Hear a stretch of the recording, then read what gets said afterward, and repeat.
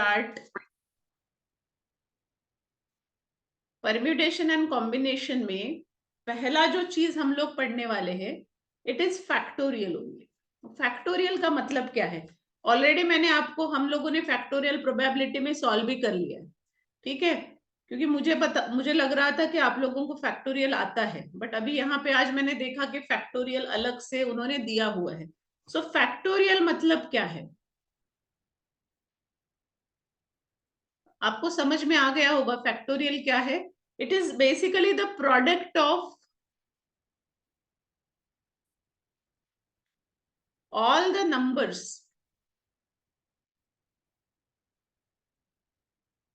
from 1,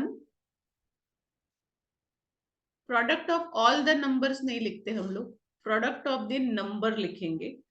product of numbers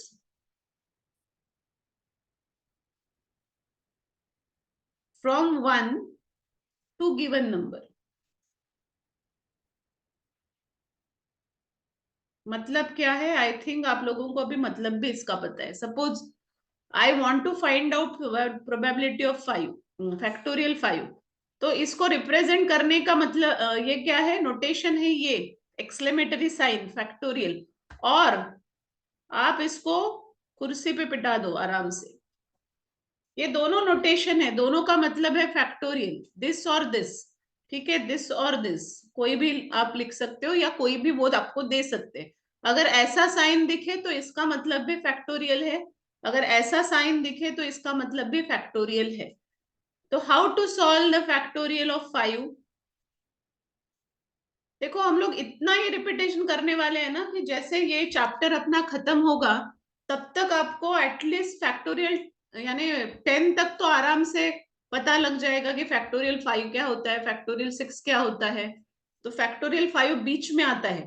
so remember this, क्या होगा factorial 5? This will be 5 into 4 into 3 into 2 into 1. Instead of writing that पूरा का पूरा 5 into 4 into 3 into 2 into 1, हमने उसको एक डिजिट में लिख दिया और उसके आगे एक साइन दे दिया। That sign is important. तो फैक्टोरियल का मतलब है product of number from 1 to given number. आप ऐसा लिख सकते हो, नॉर्मली लोग ऐसे डिसेंडिंग ऑर्डर में ही लिखते हैं, और this is also not wrong, ऐसे भी लिखे तो चलेगा क्योंकि अपनी डेफिनेशन के हिसाब से ऐसा जाएगा। But usually 99% people are writing like this only, 5 into 4 into 3 into 2 into 1। ये बहुत कम लोग लिखते हैं, बट बोथ आर करेक्ट, मतलब दोनों का सेम ही है। तो कर लो कितना होगा, देखो 5 4s are 20, 23s are 60, 62s are 120। तो आंसर इज 120।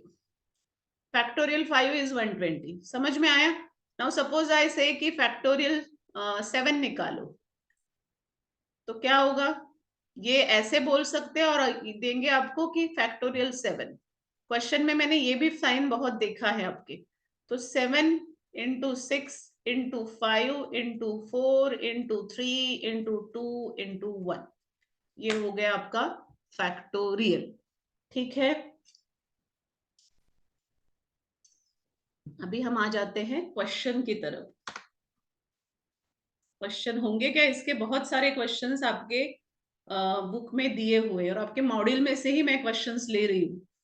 तो यहाँ बहुत सारे फैक्टोरियल्स के क्वेश्चन मुझे दिखे। So let me start with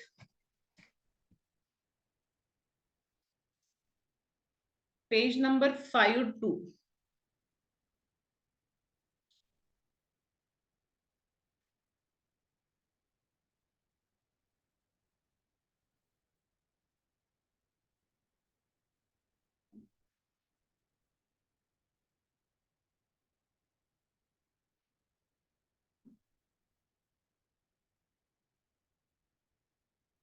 थोड़ा शुरू शुरू में हम लोग सिंपल वाले करेंगे, एंड देन देखो यहाँ पे डेफिनेशन में उन्होंने हमने डायरेक्टली नंबर यूज करके मैंने आपको दिखाया।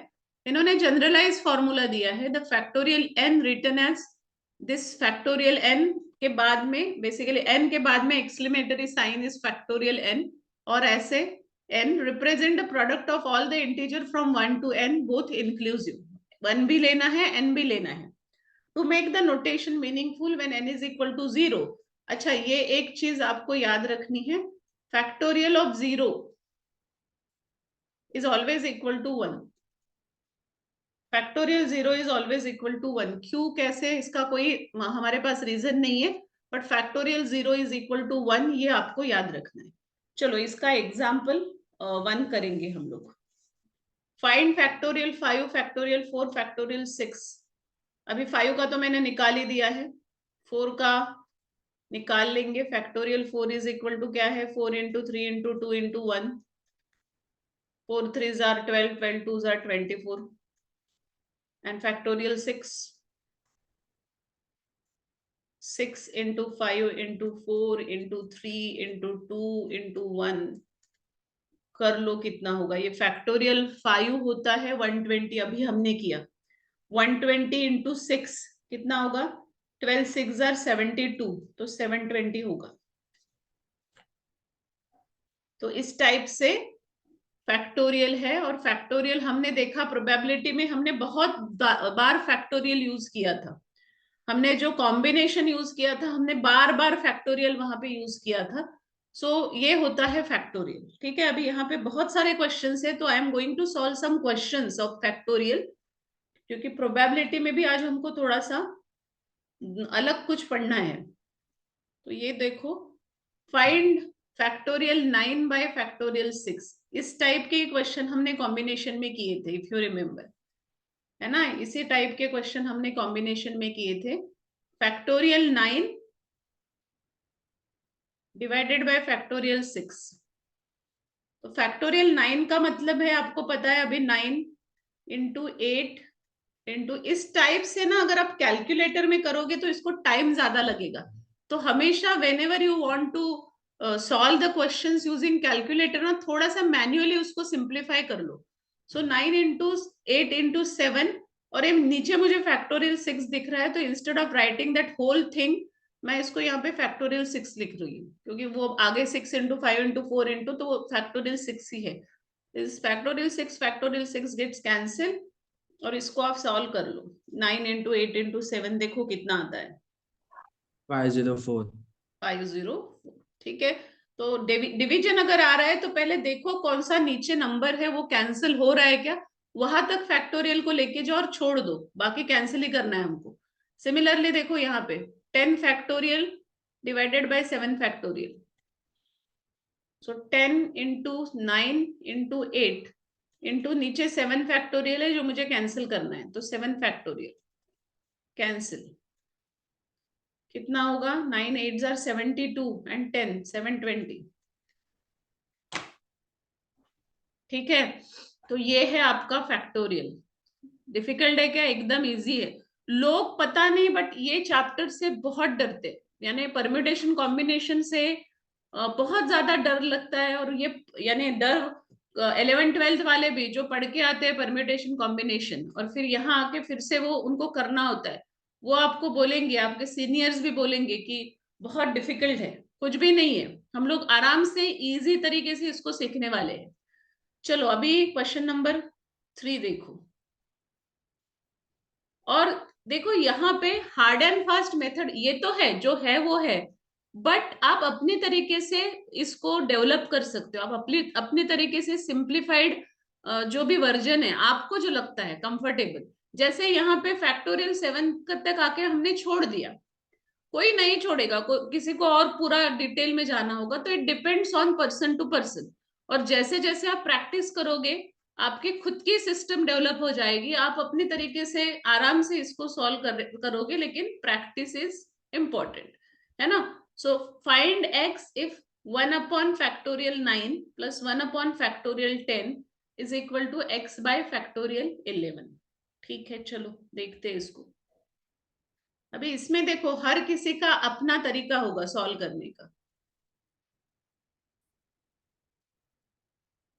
This is the example given. अभी यू नो क्रॉस मल्टीप्लीकेशन, ये क्वेश्चन सॉल्व कर कैसे करना है आप लोगों को आता है ना. वहां पे अभी सिर्फ नंबर नहीं है, फैक्टोरियल है. तो what I am going to do here, देखो ध्यान से देखो, what I am going to do. एक तो ना आप ये कर सकते हो, अगर किसी को करना है तो वो ऐसे भी कर सकता है कि डायरेक्ट क्रॉस मल्टीप्लीकेशन कर ले, पॉसिबल है, but I don't want to do that. ये बहुत ज्यादा मेरे हिसाब से कॉम्प्लिकेटेड हो जाता है। तो इसलिए what I am going to do here, मैं ना इसको ऐसे लिख रही हूँ, 1/9 फैक्टोरियल प्लस 1/10 into 9 फैक्टोरियल, क्योंकि 10 फैक्टोरियल क्या है, 10 into 9 into 8, तो 10 into 9 factorial, this is equal to x/11 factorial. Again I am telling you, method will be different, अलग अलग लोग अपने अपने तरीके से मेथड यूज करेंगे। So now I am going to take the LCM of this. तो एलसीएम इसका आ गया मेरा 10 into 9 फैक्टोरियल, ठीक है, 10 into 9 फैक्टोरियल। और देखो ऊपर क्या बचा है आपका, 10 into 9 फैक्टोरियल में ऊपर यहाँ पे 9 फैक्टोरियल ऑलरेडी है, 10 इज द एक्स्ट्रा क्वांटिटी, सो 10+1। ये समझ में आया कि आपको मैंने क्या किया? जैसे अगर मेरे पास 1/3 प्लस 1/6 करना है मुझे, 1/3 प्लस, तो मैं क्या करती हूँ, मैं एलसीएम ले लेती हूँ 6, 3 2s are 6, तो यहाँ पे 2 आ जाता है और यहाँ पे 1 आ जाता है। तो सेम वे से यहाँ पे मैंने फैक्टोरियल के लिए किया है, तो मेरे पास एक फैक्टोरियल 9 कॉमन है, दोनों जगह है, यहाँ पे 10 नहीं है, तो ये 10 मुझे बैलेंस करना है ना, तो इसको ऊपर रख दो। 10+1 इज इक्वल टू x/फैक्टोरियल 11। ध्यान से देखो what I am doing here. Okay, so आगे क्या होगा, अभी मुझे x की वैल्यू फाइंड आउट करनी है। So let me find out the value of x now. तो इसके लिए पहले तो ये आ गया 11/10 into 9 है ना। और एक काम करते हैं, अभी यहाँ पे मैं फैक्टोरियल 10 ही लिखती हूँ, मेरा काम हो गया फैक्टोरियल 9 का। तो factorial 10 and this is equal to x/फैक्टोरियल 11। ओके, और फैक्टोरियल 11 को I can write down x/11 into factorial 10। This will get cancelled, so x की वैल्यू आ गई आपकी 121। 11 into 11 is 121। This is one of the method.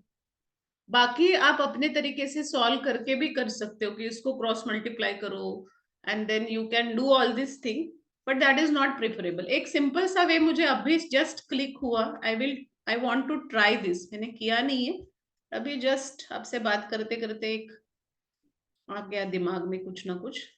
तो एक ये भी हो सकता है, but it is the same thing, चलो छोड़ दो, कुछ नहीं। मैंने सोचा ये 11 को इधर लेके जाओ तो भी हो सकता है, बट ठीक है, that is the same thing. तो ये एक वे है, या अगर नॉर्मल अपना पूरा किताबों जैसा करना है तो इसको आप क्रॉस मल्टीप्लाई करो, बट वो इतना बड़ा कैलकुलेशन होगा, तो better way, this is the way you can find out the value of x very easily, ठीक है ना। क्योंकि कैलकुलेटर आप यूज भी कर सकते हो, बट वो इतना सारा कैलकुलेटर में डालने के लिए भी तो टाइम लगेगा ना हमको। तो बेटर वे, जो भी कट होता है उसको पहले कट कर दो क्वेश्चन में से, एंड देन बचा हुआ जो है उसके लिए कैलकुलेटर यूज करो। ये समझ में आया सबको कि किसी को कुछ प्रॉब्लम है यहाँ पे?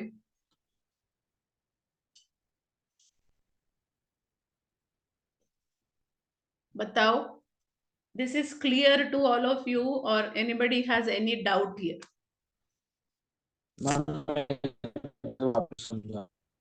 वापस समझाओ, ठीक है, चलो फिर से करेंगे।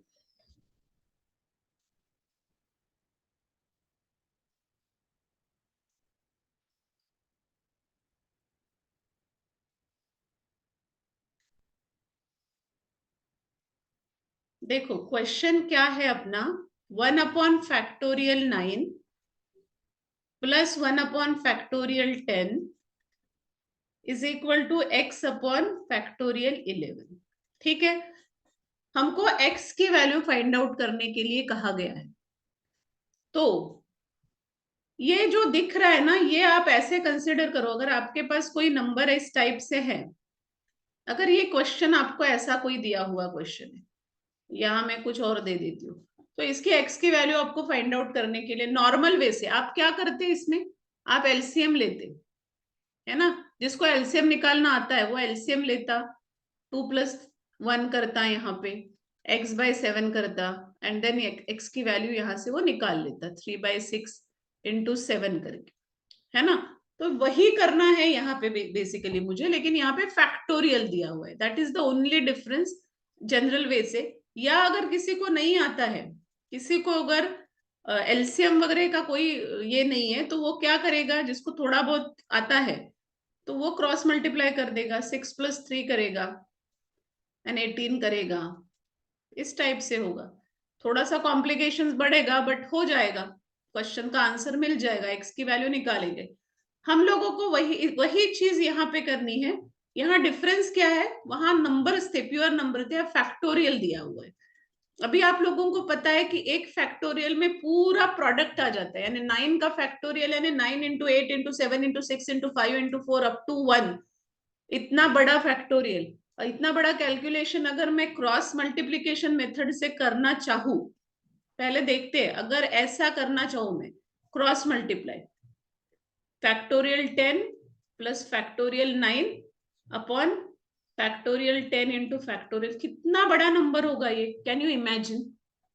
आई don't want to do that, क्योंकि इतना क्यों करना है ना, हमारे पास अगर इजी मेथड है। तो इसलिए मैंने क्या किया, मैंने पहले इसको लिखा 1/9 प्लस, अभी फैक्टोरियल 10 क्या होता है, 10 इंटू 9 इंटू 8, यानी 10 को मैंने यहां से बाहर निकाल लिया और बाकी का मैंने फैक्टोरियल 9 लिखा। कुछ प्रॉब्लम है क्या इसमें, कर सकते हम ये। This is equal to x upon factorial 11। ये थोड़ा सा मैंने रीराइट कर लिया अपने इक्वेशन को। अभी मुझे यहां दिख रहा है कि 9 फैक्टोरियल कॉमन है, इसी के लिए मैंने इसको ऐसा लिखा, क्योंकि ये कॉमन आने वाला था। तो मैं इसका एलसीएम ले रही हूं, इसका एलसीएम क्या आएगा, 10 इंटू फैक्टोरियल 9, ये आ गया एलसीएम। तो यहाँ 10 नहीं है, फैक्टोरियल 9 ऑलरेडी है, तो बचता है 10 आपका, तो 10 यहाँ पे आ जाएगा, वही 1/3 प्लस 1/6 वाले फंडा यहाँ पे यूज करना है। और यहाँ पे वैसा का वैसा है, तो यहाँ कुछ नहीं आएगा, 1 आएगा, +1 is equal to x upon factorial 11। तो आपका आ गया यहाँ पे 11 अपॉन, अभी मैं इसको फैक्टोरियल 10 रख देती हूँ, जिस केस के लिए मैंने 9 फैक्टोरियल लिया था वो हो गया अपना, इज इक्वल टू x। अभी मुझे फैक्टोरियल 11 दिख रहा है यहाँ पे, तो मैं इसको लिख रही हूँ 11 इंटू फैक्टोरियल 10, क्योंकि फैक्टोरियल 11 क्या होता है, 11 इंटू 10 इंटू 9, है ना। तो 11 के बाद वो फैक्टोरियल 10 ही है, तो फैक्टोरियल 10 लिखा। फिर मुझे x की वैल्यू फाइंड आउट करनी है, तो x इज इक्वल टू आपका आएगा, ये चला जाएगा इधर, 11 into 11 into factorial 10 upon factorial 10।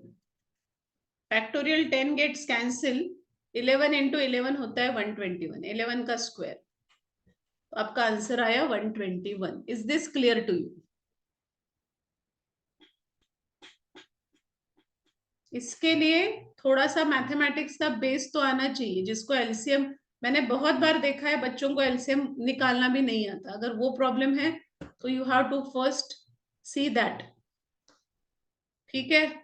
चलो, आई होप कि ये समझ में तो आ गया होगा सबको। अभी देखो नेक्स्ट क्वेश्चन, इस टाइप के क्वेश्चन में ना, ये जो क्वेश्चन यहाँ पे दिया हुआ है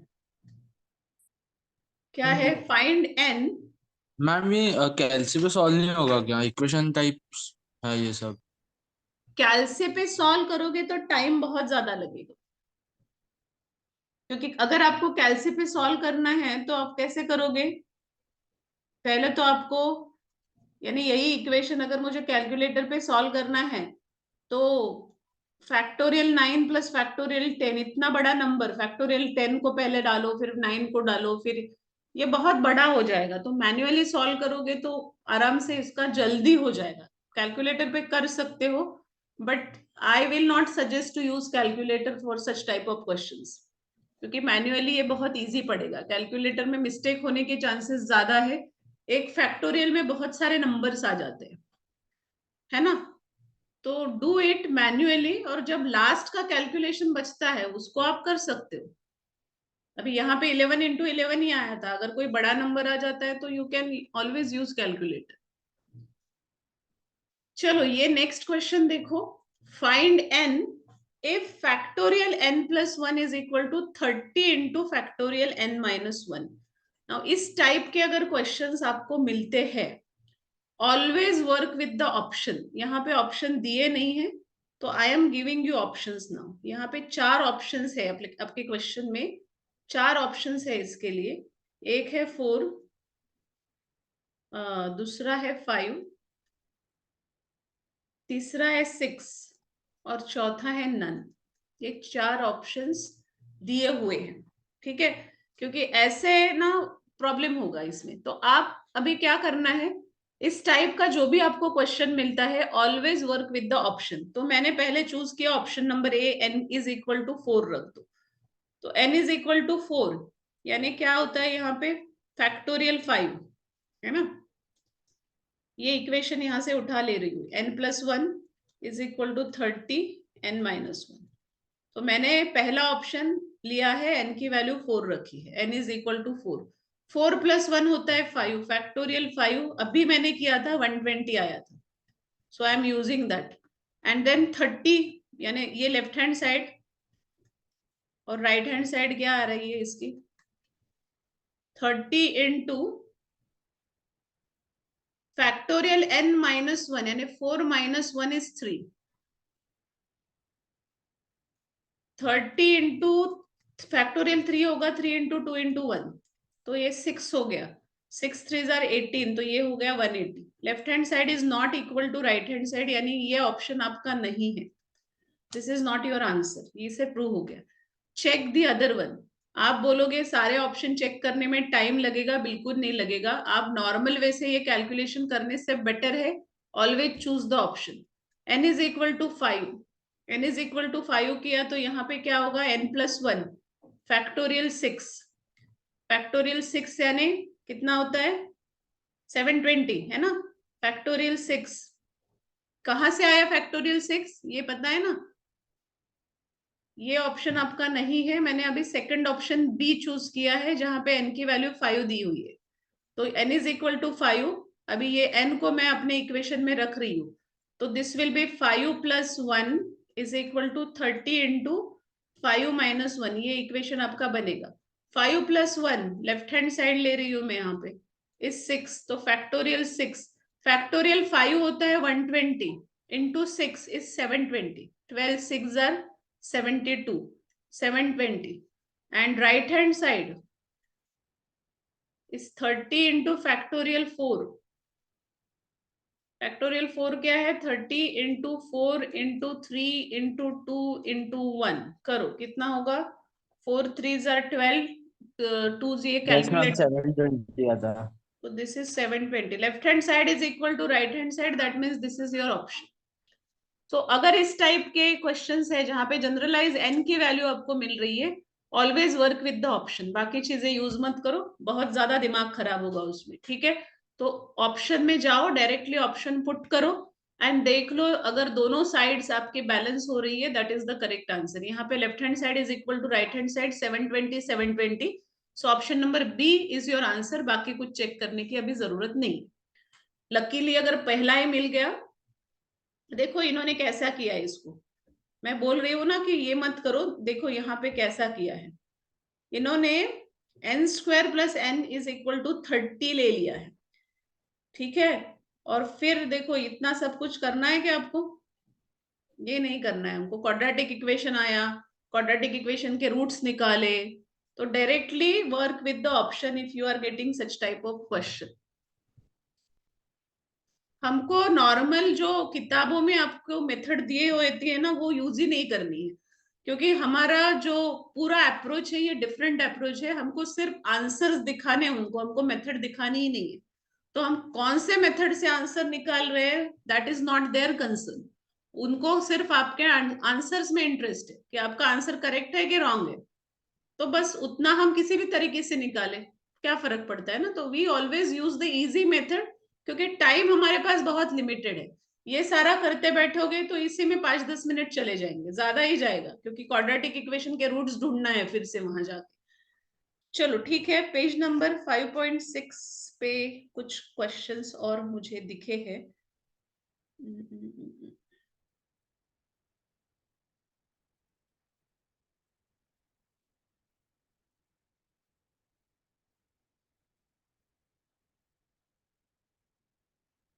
हाँ देखो, ये फिर से एक है, प्रूव द फॉलोइंग। अभी यहाँ पे ना इसके आंसर्स ऑप्शंस आप लिख लो, क्योंकि यहाँ पे तो उन्होंने दिए हुए नहीं है और ये बहुत लेंथी मेथड है, we don't want to use this method. Prove that, prove the following, n+1 factorial into minus n factorial is equal to n into n factorial. Okay, options given are, पहला option है n into n factorial, दूसरा option है n into n-1 factorial, तीसरा option है n-1 factorial into n, and चौथा option है none. ठीक है, बहुत दिखने में तो बहुत कुछ भयानक सा दिख रहा है। इसको सॉल्व कैसे करेंगे हम लोग? तो इसको सॉल्व करने के लिए ना हम एक कोई भी रैंडम नंबर चूज कर लेंगे। I am going to choose any random number, कोई भी आप, यानी जो आपको अच्छा लगे, जो थोड़ा सा इजी पड़े, इस टाइप का एक रैंडम नंबर आप चूज कर लो। तो मैंने चूज किया n=5, अब भी मैंने निकाला था तो मुझे उसका फैक्टोरियल आता है, तो मैंने n=5 चूज कर लिया। रैंडमली चूज करो, और इफ यू से कि ये 5 के लिए है, बाकी नंबर के लिए होगा कि नहीं, तो करके देखो, सभी नंबर के लिए होगा। This method works for all the numbers. तो मैंने एक रैंडम नंबर चूज कर लिया 5। ठीक है, अभी क्या करूं मैं, यहाँ पे इस नंबर से पहले ये सॉल्व कर लेती हूँ मैं। सो देखो यहाँ पे 5 मैंने लिखा है, तो 5+1 फैक्टोरियल, यहाँ मैं 5 रख रही हूँ जो इक्वेशन आपको मिला है। This will be 5+1 factorial into -5 factorial. ठीक है, तो ये कितना आया देख लो, this will be 6 factorial, 6 factorial into -5 factorial. इसको आप सॉल्व कर लो, कितना होगा? 6 फैक्टोरियल हमने अभी निकाला था, 720 आ रहा था, और ये 5 का फैक्टोरियल 120 है, तो -120। कितना आंसर आ रहा है इसका? 600, है ना। तो ये आंसर आ रहा है मेरा 600। अच्छा, यहाँ पे ना इन्होंने जो क्वेश्चन लिया है, इसने उन्होंने कहा है कि प्रूव दैट, तो आंसर मुझे यही दिख रहा है, बट ऐसा आपको आएगा नहीं, इसमें प्रूव करने के लिए कोई नहीं बोलेगा, हमको ये निकालना है। तो 600 मेरा आंसर आ रहा है। अभी ऑप्शन पे काम करो, जिस भी ऑप्शन का आंसर 600 आ रहा है, दैट इज योर आंसर। सो मैंने पहला वाला ले लिया, n की वैल्यू मैंने 5 रख दी, 5 into factorial 5, option A. Factorial 5 होता है 120, 12 5 आर 60, 600 आ गया आंसर आपका।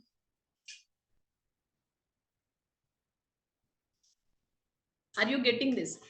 क्वेश्चन थोड़ा सा उन्होंने यहाँ पे मॉड्यूल में आपको जो क्वेश्चन दिया है, उन्होंने कहा है प्रूव दैट, प्रूव दैट की factorial n+1, factorial n+1 into factorial -n is equal to n.n factorial.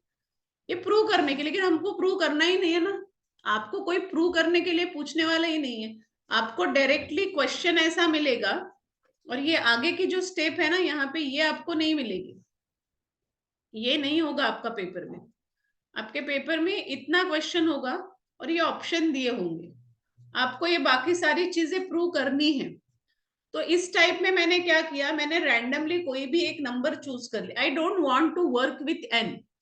अच्छा, अगर किसी के दिमाग में ये है कि नहीं तो 5 के लिए लिया है, बाकी नंबर के लिए करके देखो, चलो हम ही करके देखते हैं। यहाँ पे सपोज मैं 3 ले लेती हूँ, ठीक है, आपको, आप अगर नहीं मान रहे हो ना तो 3 से हम लोग करके देखते हैं। तो 3+1 फैक्टोरियल, मैंने क्या किया अभी, I am taking the number as 3। 5 easy पड़ता है इसलिए हम 5 ऑलवेज वी प्रेफर 5। बट अभी हम लोग एक और नंबर के साथ टेस्ट करके देखते हैं कि वेदर दिस मेथड वर्क्स और नॉट। तो मैंने n की वैल्यू 3 रखी, n इज इक्वल टू 3। तो कितना आया ये, 3+1 4 फैक्टोरियल और -3 फैक्टोरियल। करो 4 फैक्टोरियल कितना आता है, 4 into 3 into 2 into 1, 4 3 12 into 2 is 24, 24 आ गया। और 3 फैक्टोरियल -6 आया। कितना आंसर आ रहा है,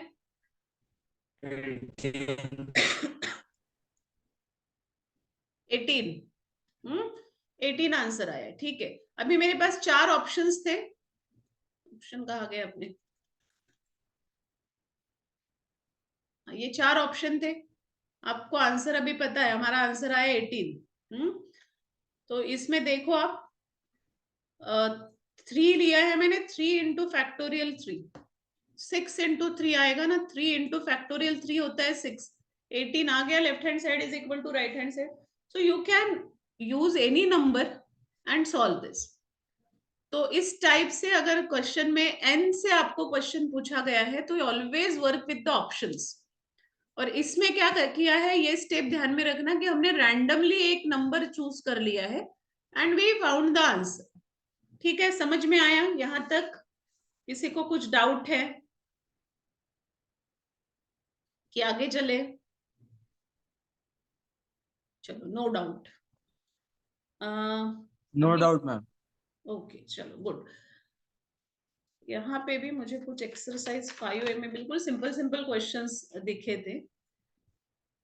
ये तो एकदम सा कहीं था, एक क्वेश्चन कहाँ गया वो, हाँ, फैक्टोरियल 7 इज इक्वल टू, ये निकाल सकते हो ना तुम लोग, फैक्टोरियल 7 अभी आपको पता है। फैक्टोरियल 6 की वैल्यू पता है, उसको 7 से मल्टीप्लाई कर लो। 6 की वैल्यू कितनी थी, 720। मैम 5040 आया। 5040। 5040, चलो good. Factorial 0 is symbol 1। Is equal to 1। 1। और कुछ है क्या यहाँ पे?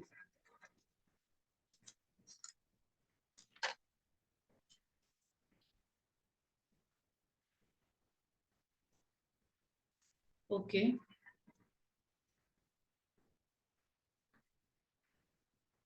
यहाँ तो कुछ दिख नहीं रहा है अपना, ये आ जाओ आप 5D में एक क्वेश्चन मुझे मिला था, 5D कहाँ गया?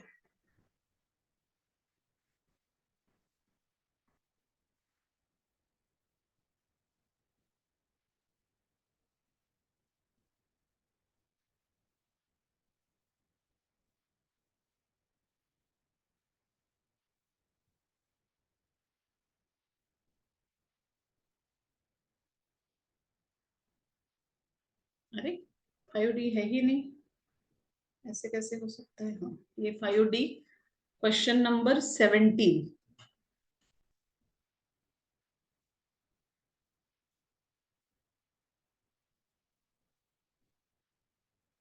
ये एक अच्छा क्वेश्चन था इसलिए मैं इतना ये कर रही हूँ उसका। देखो, summation of 2n can be written. अभी यहाँ पे ऑप्शन देख के तुम लोगों को एकदम यानी कि क्या है ये ऐसा लगेगा, आई नो दैट।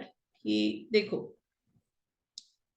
क्या है, factorial 2n can be written as, ये 4 ऑप्शन है। मैंने आपको कहा है कि you have to work with the option. अभी यहाँ ऑप्शन इतने भयानक से दिख रहे हैं बट बिल्कुल डरना नहीं है हमको। फिर से मैं क्या करने वाली हूँ, I am going to choose any random number.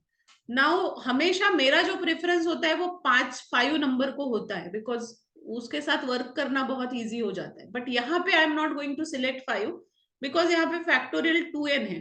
तो इफ आई चूज 5 ना तो वो 10 हो जाएगा। सो उससे भी छोटा वाला नंबर, तो what I am going to do, I am going to select n is equal to 3। ठीक है, मैंने n इज इक्वल टू 3 ले लिया। तो क्या होगा यहाँ पे, 2n यानी 2 इंटू 3 इज 6 और फैक्टोरियल 6 हमको पता है आता है 720। तो ये जो भी ऑप्शन है, now I am going to work with the option. ये आंसर आपका 720 आना चाहिए। तो हम देखते हैं ऑप्शन नंबर ए के साथ we are going to work. So 2, n की वैल्यू हमने रखी है 3, 2⁻3। अभी देखो यहाँ पे मुझे कितना लिखना है, तो ये जो लास्ट वाला इक्वेशन है ना, इसको आप ले लो।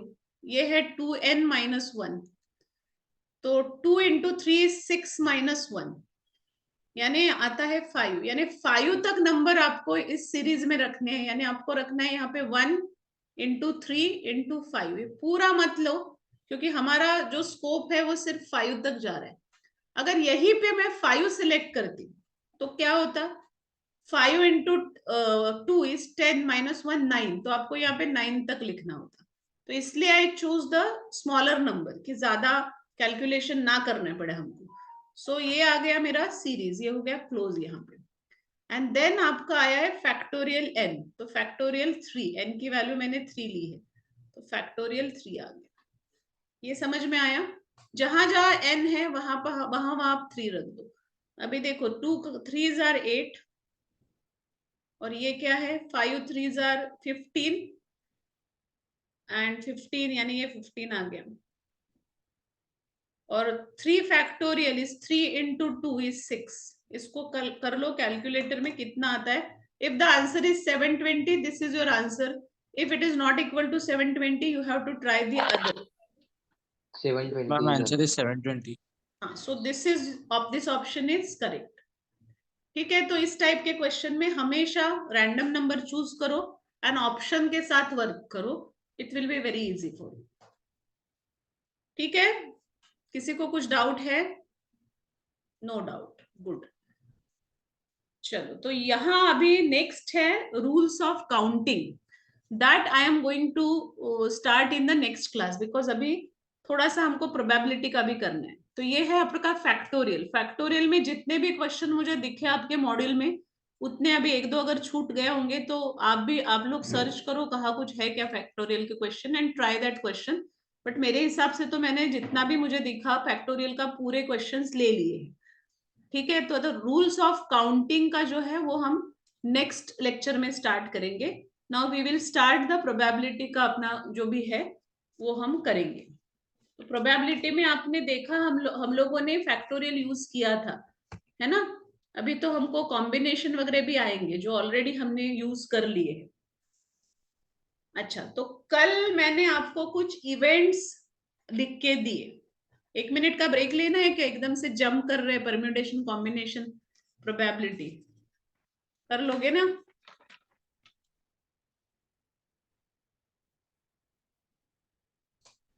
चलो 1 मिनट मैं सिर्फ रुकती हूँ।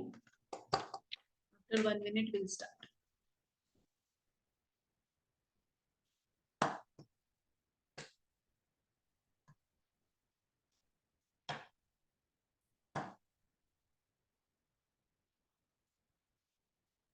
आज आपको थोड़ा सा लिखना है, इसमें बहुत कुछ लिखना है, तो keep your notebook and pen with you.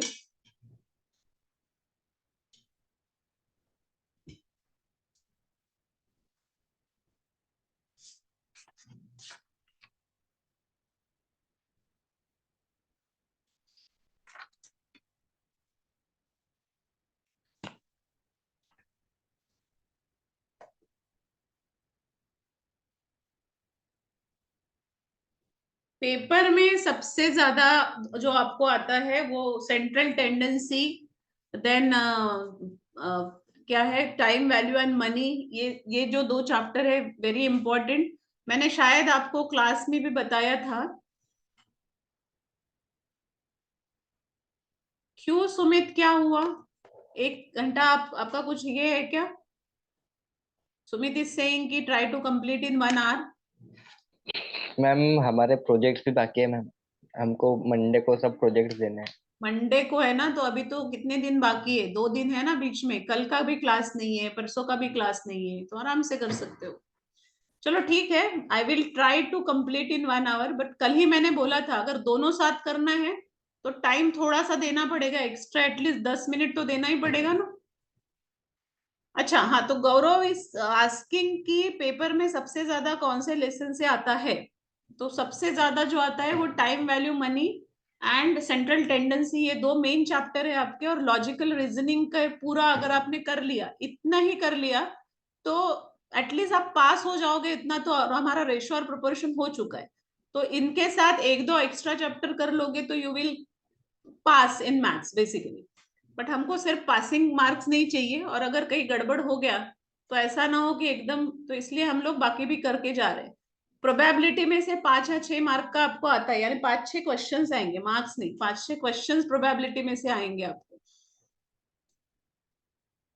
हाँ, लॉजिकल रीजनिंग 20 मार्क्स का तो वही है। तो एक बार आपने लॉजिकल रीजनिंग कर लिया तो 20 आपका हो गया पूरा।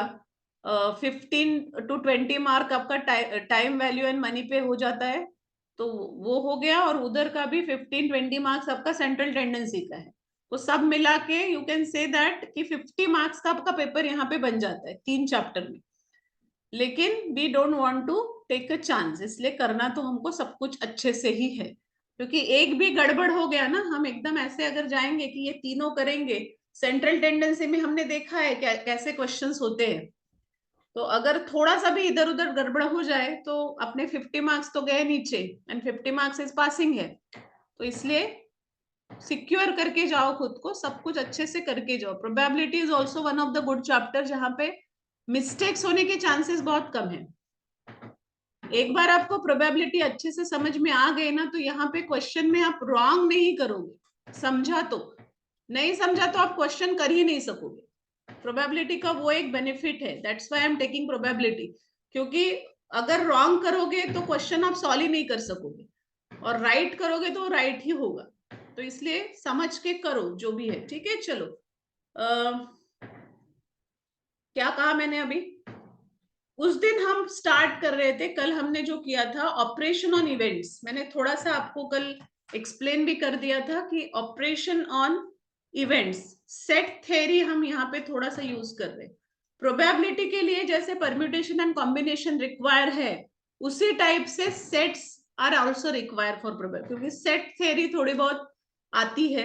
तो आज what I am going to do, I am going to tell you the set theory. अगर आपने कहीं सेट्स पढ़े होंगे आपके लोअर स्टैंडर्ड में, तो आपको थोड़ा बहुत आइडिया सेट का होगा तो ठीक है, नहीं होगा तो आज पढ़ लो। Again I am telling you, अगर परमिटेशन और कॉम्बिनेशन किसी को आता है तो फिलहाल उसको बाजू में रख दो, आपका अभी दिमाग चलाओ ही मत परमिटेशन कॉम्बिनेशन में, क्योंकि जो मैं आपको बता रही हूँ उतना ही आपको अभी यहाँ सीखना है। क्योंकि क्या है ना, आपने जो पहले पढ़ा होगा वो बहुत आपकी जो किताबों वाली मेथड है ना, रेक्टाफिकेशन वाली मेथड, उससे पढ़ा होगा, वो हमको अभी नहीं चाहिए। तो right now even if you know the permutation, नहीं आता तो बहुत अच्छा है, अभी जितना मैं बता रही हूँ इतना ही करो। लेकिन किसी को आता है ना तो वो ज्यादा दिमाग में वो रहता है, तो वो मेथड अपनी छोड़ दो। फिलहाल whatever I am telling you, just focus there, ठीक है। क्योंकि उसमें अगर अच्छे से कर लोगे ना तो आपके 2-3 चैप्टर बहुत इजीली हो जाएंगे। चलो अभी क्या, operation on event, set theory. Set theory का अप्रोच थोड़ा सा हम लोग यहाँ पे देख रहे हैं। यस्टरडे आई टोल्ड यू कि प्रोबेबिलिटी का देखो फॉर्मूला तो वही है, फॉर्मूला कोई डिफरेंट फॉर्मूला नहीं है। सिर्फ किसी के दिमाग में आया, उसने थोड़ा सा उसको अच्छा खासा, यानी होता है ना कि कोई डिश हम बनाते हैं तो ऐसे ही प्लेट में लाके दिया, तो दैट इज बेसिकली वही है, टेस्ट तो वही आने वाली है। बट उसको थोड़ा सा डेकोरेट करके दिया तो खाने में और ज्यादा, यानी एटलीस्ट देखने के बाद ऐसे लगता है ना उसको खाना चाहिए, क्या है कैसे है टेस्ट करना चाहिए। तो उस टाइप से है तो प्रोबेबिलिटी का इक्वेशन हमारा जो था कि प्रोबेबिलिटी क्या है, number of favourable outcomes upon total number of outcome, जो हम पढ़ रहे हैं वही है। अभी इन्होंने क्या किया, इसको एक सेट दे दिया कि तुम अपना एक घर ले लो, तो इसको दे दिया सपोज ए, और यहां इसको नाम दे दिया एन ए, नंबर ऑफ, क्या कहा था मैंने, कार्डिनल नंबर ऑफ सेट ए। और इसके लिए एक दूसरा घर दे दिया कि तुम ये ले लो एस, सैंपल स्पेस बना दिया हमने, एक सैंपल स्पेस। जैसे कल मैंने आपको कहा था कि अगर 2 कॉइन टॉस करते हैं तो सैंपल स्पेस हम लिखते हैं, जिसको बोलते हैं हम सेट एस। क्या बोलते हैं इसको, सेट एस। तो सेट एस में 2 कॉइन अगर टॉस करते हैं तो ये सारे एलिमेंट्स आ जाते हैं। ठीक है, तो किया क्या है बेसिकली किया कुछ भी नहीं है, सिर्फ नाम अलग से दे दिया, उसको थोड़ा सा डेकोरेट कर दिया है, और फिर इसको बोला इन्होंने NS, cardinal number of sample space S. तो इस एक को नाम दिया है एस, एक को नाम दे दिया है ए, और फिर आपको कहा कि प्रोबेबिलिटी ऑफ ए निकालो। ठीक है, सपोज आपको पूछा गया कि इसमें एक या एक से ज्यादा हेड आएंगे, इसकी प्रोबेबिलिटी क्या है, तो एनए में क्या होगा, ए सेट में सेट ए बना दिया, सेट ए में क्या क्या आएगा, H H, H T, T H, एक या एक से ज्यादा हेड, और फिर Na इज इक्वल टू आपका आ जाएगा 3। तो बेसिकली कंसेप्ट सेम ही है, थोड़ा सा नामकरण कर दिया उन्होंने अलग सा। So this will B Na upon Ns। ठीक है, यही है आपकी सेट थ्योरी। सेट थ्योरी का जो अप्रोच है यहाँ पे वो प्रोबेबिलिटी में यूज किया, तो यही वो अप्रोच है कि इस टाइप से basically we are solving the questions. अभी यहाँ पे कुछ कुछ आपने देखा होगा, मे बी आपने जब प्रोबेबिलिटी आप चेक कर रहे होंगे तो आपने सोचा भी होगा कि अरे हमको तो ये पढ़ाया ही नहीं है, तो आज थोड़ा सा उसकी तरफ भी हम जाएंगे, क्योंकि हम छोड़ने वाले तो कुछ भी नहीं है। तो क्या छोड़ा होगा, ऐसे आपको शायद से लगा होगा जब आपने प्रोबेबिलिटी का मॉड्यूल उठा के देखा होगा, क्वेश्चंस देखे होंगे, तो आपको ऐसे लगा होगा कि शायद से आपने इस टाइप का कुछ देखा होगा ना, नंबर ऑफ ए, इसको बोलते हैं यूनियन, जो ऐसा यू है ना। सेट थ्योरी अगर आपने कहीं पढ़ी होगी तो सेट थ्योरी में आपने यूनियन वगैरह पढ़ा होगा, यूनियन, इंटरसेक्शन। तो मैं थोड़ा सा आपको उसका एक ये टेस्ट करवा देती हूँ कि यूनियन का मतलब क्या है। सेट का मतलब होता है कि कोई भी सिमिलर टाइप के जो नंबर्स होते हैं या कोई भी सिमिलर टाइप के क्वांटिटीज को अगर हम एक कोई घर में रख देते हैं तो उसको एक सेट बोलेंगे हम। सो सपोज ए एक का एक सेट है मेरे पास, दो ए सेट में मे बी आई हैव, क्या ले हम यहाँ पे, चलो इवन नंबर ले लेते हैं।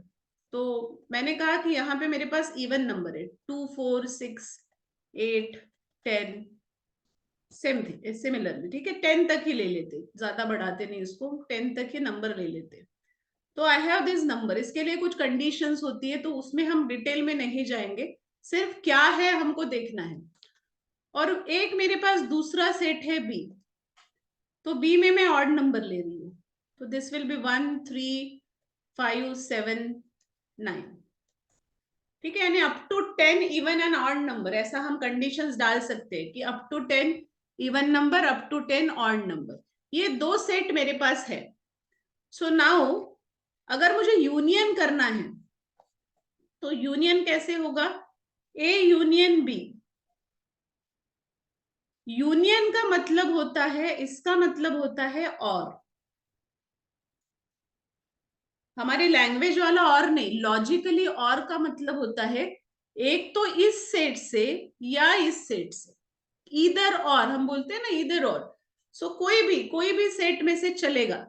तो इसका पूरा अगर सेट ए यूनियन बी का हम बनाए तो ये आ जाएगा आपका 1 2 3 4 5 6 7 8 9 10, पूरा 10 तक, क्योंकि हमने क्या किया कि हमको क्या चल रहा है, हमको ए का भी चल रहा है, हमको बी का भी चल रहा है, ए का और बी का। तो और का मतलब होता है कि सब कुछ इंक्लूड है उसमें। Are you getting this? तो नंबर अगर यहाँ पे हमने, यहाँ ये एन रिप्रेजेंट नंबर, नंबर कितना आएगा ए यूनियन बी का, अगर आपको समझा तो कैन यू टेल मी कितना नंबर है? देखो 1 2 3 4 5, 1 2 3 4 5, ये 5 था, n A is equal to 5, n B is equal to 5, तो n A union B is equal to 10। Are you getting this? N A union B is equal to 10। तो ये तो मैंने अलग अलग दो सेट ही बनाए। अभी यहाँ पे क्या हो रहा है कि एक भी ऐसा नंबर नहीं है जो कॉमन है, एक भी ऐसा नंबर नहीं है जो कॉमन है, क्योंकि 2 4 6 8 ये सारे इवन नंबर है, 1 3 5 7 ऑड नंबर है, बट इसका फॉर्मूला होता है कुछ. Let me first write down that formula, ये भी समझ लो. सो A union B is equal to NA plus NB minus N of A intersection B. Now ये इंटरसेक्शन का मतलब क्या है, that also we want to know. पहले ये बता देती हूँ मैं आपको कि ये तो फॉर्मूला है, ठीक है. N of A union B is equal to N of A plus N of B minus N of A intersection. ये जो है ना ऐसा उल्टा यू, इसको बोलते हैं एंड. इसको बोलेंगे हम लोग एंड. एंड का मतलब क्या है कि कोई भी, देखो यहाँ पे इसी सेट को मैं थोड़ा सा चेंज करती हूँ.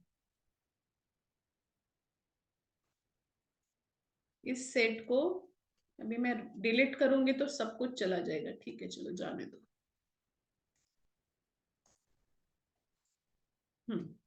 सो देखो n intersection A intersection B, इसका मतलब क्या है. Again I am going to write down two set A and B.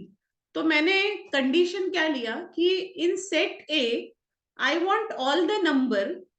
चलो मैं लिखती हूँ यहाँ पे सेट ए के लिए एक कंडीशन मैंने सेट की है. सेट ए, तो यहाँ पे the numbers which are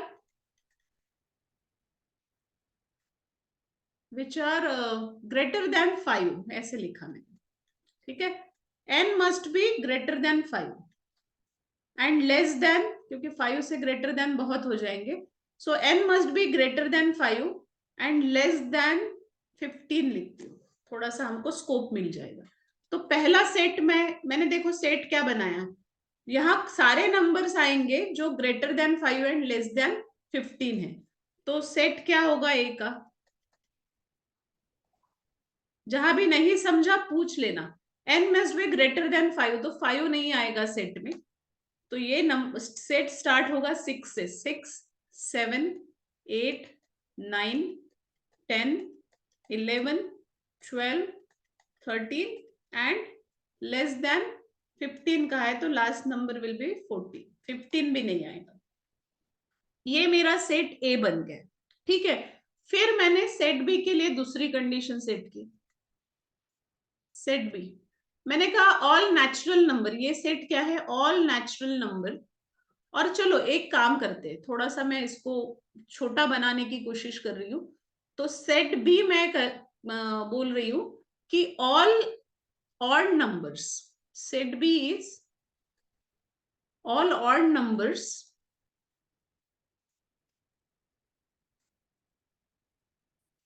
between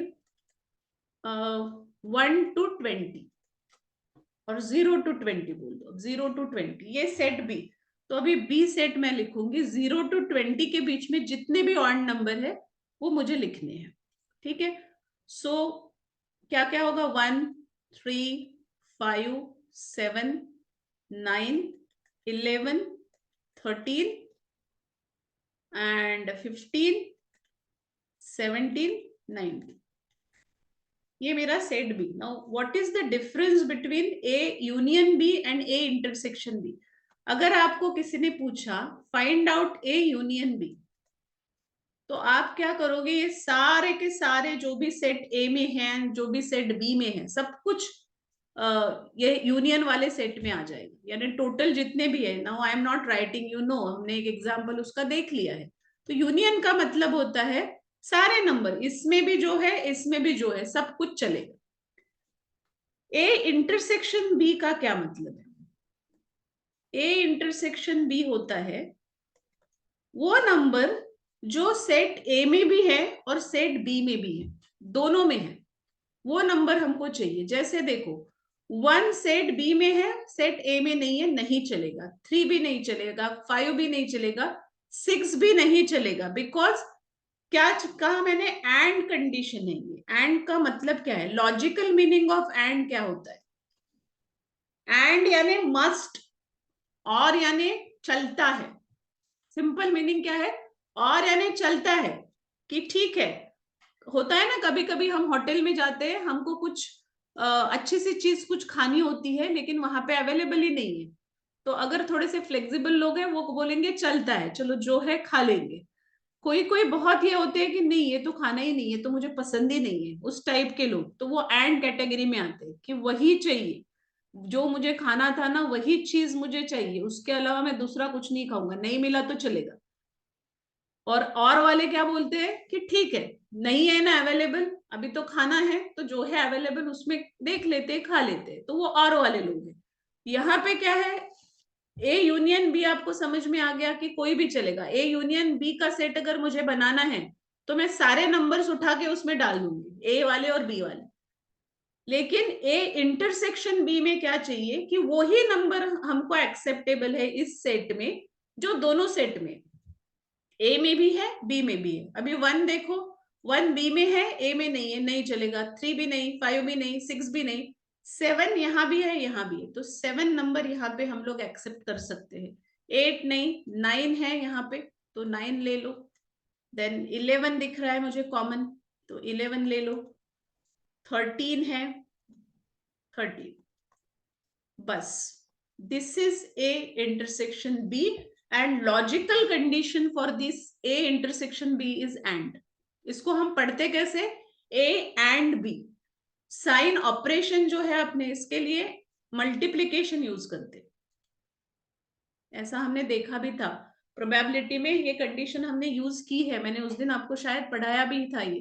तो जब एंड आता है ना तो हम यूज करते हैं मल्टीप्लीकेशन, क्योंकि देखो अगर एक भी जीरो आ गया ना मल्टीप्लीकेशन में, अगर एक सेट में 3 आ रहे हैं दूसरे में 0 आ रहे हैं तो आंसर इज 0 आ जाता है डायरेक्टली। लेकिन वही अगर और कंडीशन है, एक सेट में 3 नंबर है दूसरे में 0 है तो आंसर इज 3, ये डिफरेंस है दोनों के बीच में। This is a logical meaning of and और। Are you getting this? समझ में आया कि नहीं आया? कहीं कुछ यस मैम। तो अभी ये तो हो गया हमारा A union B, A intersection B, ठीक है। इसके फॉर्मूलेज है वो हमको लिखना है, जो आपके लिए आपके प्रोबेबिलिटी में ये फॉर्मूले यूज होते हैं। So let me write down that formula, आप भी लिख लो। क्या है, देखो ये तो सेट का फॉर्मूला है, ये जो फॉर्मूला मैं लिख रही हूँ ना, this is the formula of set, Na plus Nb minus N A intersection B। देखो इसका मतलब क्या है पहले ये समझ लो। N of A union B is Na, ये तो मैंने बोल दिया आपको कि यूनियन में क्या होता है, सारे नंबर N के भी और B के भी, minus N of A intersection of B, ये रिपीटेशन होंगे ना इसलिए ये निकाल दिया, क्योंकि A इंटरसेक्शन B यानी क्या, कौन से नंबर होते हैं जो A में भी है जो B में भी है, तो ये इसको क्यों निकाल दिया हमको, क्योंकि डबल आ रहे हैं, दोनों सेट में आ रहे हैं इसलिए इसको निकाल दिया। अगर दोनों सेट में ए में भी 9 है और बी में भी 9 है तो हम एक ही 9 लेंगे, दो दो नहीं लेंगे, we are going to take only 1 9। तो इसलिए इसको हमने हटा दिया है जो कॉमन है ए और बी में, तो ये होता है फॉर्मूला फॉर द सेट। अभी प्रोबेबिलिटी के लिए यही फॉर्मूला हम लोग यूज करते हैं, सिर्फ एन की जगह हम प्रोबेबिलिटी लिख देते हैं। Probability of A union B is equal to probability of A plus probability of B minus probability of A intersection B। Same formula हम लोग यूज करते, जैसे सपोज देखो कल हमने अलग अलग टाइप के इवेंट्स पढ़े, मैं सिंपल सा एग्जांपल यहाँ पे ले रही हूँ, टॉसिंग अ कॉइन हमारे लिए बिल्कुल फेवरेट एग्जांपल है। कॉइन टॉस किया, ठीक है, हेड मिला या टेल मिला, तो मुझे पता है probability of getting head is half, है ना, probability of getting tail is half. What is A intersection B? ऐसा पॉसिबल है क्या कि हेड एंड टेल साथ में आए? पॉसिबल ही नहीं, 0। तो दिस इज 0। सो हमेशा ध्यान में रखो probability of A union B is always equal to 1। अभी यहाँ पे मैंने एक example, but in general also probability of A union B is always equal to 1. Are you getting this? And probability of यहाँ पे A intersection B is 0. ये कल हमने म्यूचुअली क्या पढ़ा था, म्यूचुअली एक्सक्लूसिव इवेंट, है ना, ऐसा हमने कल इवेंट्स में देखे थे। एक्सक्लूसिव इवेंट एक साथ दोनों आ ही नहीं सकते, बट कुछ कुछ इवेंट्स होंगे जो दोनों साथ में आ सकते हैं, तो that time we have to use this formula also. तो ये है इसका मतलब। समझ में आया यहां तक? Everything is okay? Sample space जो होता है, जो मैंने आपको बताया था, सैंपल स्पेस एस, इसको बोलते हैं हम sample space. This is universal space, इसमें सब कुछ आ जाता है। सैंपल स्पेस में जितने भी कुछ भी है, सब कुछ हम यहाँ पे टोटल जो है आपके सेट में, वो यहाँ पे आ जाता है। तो sample space represent the universal space set, sorry, universal set. और ये डिनोट कैसे करते हैं? इसको डिनोट करते हैं एस से, और इसको डिनोट ओमेगा से भी करते हैं कभी कभी। ठीक है, ये दोनों नोटेशन है। नोटेशन यू मस्ट नो, क्योंकि कभी वो एस बता दे तो ओमेगा दिखा तो ऐसे नहीं होना चाहिए क्या है नया, कुछ आ गया। कुछ नया नहीं है, एस ही है वो, उसका अलग एक नाम है बेसिकली। ठीक है, अभी आप थोड़ा सा एक दो पॉइंट्स लिख लो। मुझे वैसे आपको आज बहुत कुछ लिखवा के देना था, but I think it's very late now. तो इसमें दो दो पॉइंट्स आप सिर्फ लिख लो। एक तो सैंपल स्पेस का जो मैंने कहा था वो लिख लो, या एक काम करो, हम ये लिखने का काम बाद में ही करते हैं। टिल दैट टाइम जो भी आज हमने किया वो सब कुछ पढ़ के आना, बिकॉज ये सारे पॉइंट्स उसी पे डिपेंड है। तो ये सब कुछ पढ़ के आना नेक्स्ट क्लास के लिए। नेक्स्ट क्लास में पहले हम प्रोबेबिलिटी की ये थिंग पूरे करेंगे, and then we are going to start the permutation and combination. ठीक है, आज यहाँ पे रुकते हैं। चलो बाय बाय, टेक केयर। क्योंकि मुझे सुमित ने बताया था ना 1 घंटे का, अब 1.25 घंटा हो गया है, तो उसको बीपी बढ़ जाएगा उसका, इसलिए रोक देते हैं। चलो बाय बाय, टेक केयर।